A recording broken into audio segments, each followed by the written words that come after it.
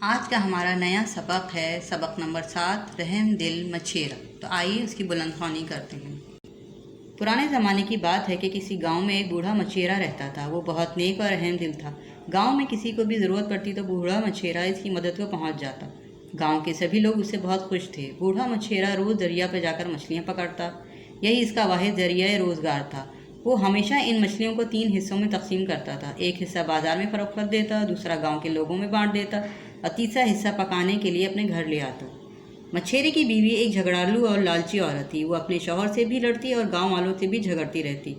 سارا گاؤں اس کی بدمزاجی سے تنگ تھا۔ اچانک مچھیرا بیمار رہنے لگا۔ اب اس میں اتنی ہمت نہ رہی کہ وہ سارا دن دریا کے کنارے بیٹھ کر مچھلیاں پکڑ سکے۔ اس کے باوجود وہ روزانہ کچھ دیر کے لیے دریا پر جاتا اور تھوڑی بہت مچھلیاں پکڑ کر واپس آ جاتا۔ بجائے اس کے کہ بیوی بیمار خاوند کی شکر گزار ہوتی، وہ اس سے اور زیادہ جھگڑا کرتی۔ ایک دن موسم بہت خراب تھا۔ آسمان پر کالے بادل چھائے ہوئے تھے۔ بجلی چمکنے کے ساتھ ساتھ تیز ہوا بھی چل رہی تھی۔ ایسا لگتا تھا کہ ابھی طوفانی بارش شروع ہو جائے گی۔ آج بھی بوڑھا مچھیرا دریا میں جال ڈالے مچھلیوں کے پھنسنے کا انتظار کر رہا تھا۔ صبح سے ایک بھی مچھلی اس کے جال میں نہ پھنسی تھی۔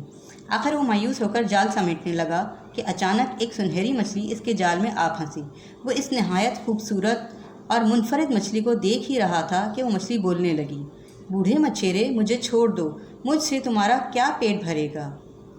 میرے گھر والے میرا انتظار کر رہے ہوں گے۔ میں اپنے والدین کی اکلوتی اولاد ہوں۔ بوڑھا مچھیرا تھکا ہوا تھا اور بھوکا بھی تھا، لیکن اس کو مچھلی پر رحم آ گیا۔ اس نے مچھلی کو جال سے نکال کر دریا میں واپس ڈال دیا۔ دریا میں جاتے ہی سنہری مچھلی نے ایک خوبصورت جل پری کا روپ دھار لیا۔ اس نے مچھیرے سے کہا، اے نیک دل مچھیرے، میں مچھلیوں کی رانی ہوں۔ تمہاری رحم دلی مجھے بہت پسند آئی۔ جب کبھی تمہیں کوئی ضرورت ہو، دریا کے اسی کنارے آ کر مجھے پکارنا، میں تمہاری ضرور مدد کروں گی۔ اس کے ساتھ ہی اس نے مچھیرے کو بہت سے تحفے اور کھانا دیا۔ بوڑھا مچھیرا تحفے اور کھانا لے کر خوشی خوشی گھر آ گیا اور سارا ماجرا اپنی بیوی کو سنا ڈالا۔ بیوی کو شوہر کی بات پر شک ہوا۔ اس کو آزمانے کے لیے اس نے چہرے پر غصہ سجایا اور چلانے لگی، ہائے ہائے، تم نے مچھلی سے کپڑے دھونے والا برتن کیوں نہیں مانگا؟ میں روزانہ ٹوٹے ہوئے برتن میں کپڑے دھوتی ہوں۔ اس سے پانی بھی بہہ جاتا ہے اور صابن بھی ضائع ہوتا ہے۔ کل جانا اور اس مچھلی سے کپڑے دھونے والا برتن لے کر آنا۔ اگلے دن بوڑھا مچھیرا دریا کنارے پہنچا اور مچھلی کو پکارا۔ مچھلی دریا کی لہروں پر سوار ہو کر اس تک آ گئی۔ مچھیرے نے مچھلی کا شکریہ ادا کیا اور برتن لے کر گھر آ گیا۔ بڑھیا نیا برتن دیکھ کر خوش ہو گئی۔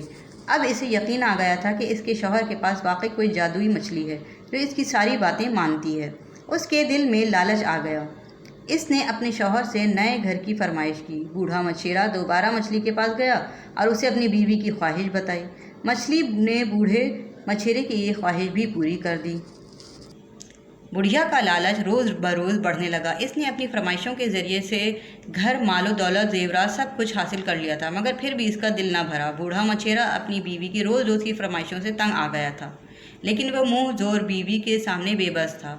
ایک دن بیٹھے بیٹھے بڑھیا کو نہ جانے کیا سوچی، اس نے اپنے شوہر کو بلایا اور بولی، مچھلی کے پاس جاؤ اور اس سے کہو کہ وہ مجھے رانی بنا دے۔ رانی بن کر میں اپنی ہر خواہش خود پوری کروں گی۔ بوڑھا مچھیرا اپنی بیوی کی یہ بات سن کر پریشان ہو گیا، لیکن بیوی کی ضد کے ہاتھوں مجبور ہو کر وہ مچھلی کے پاس چلا گیا۔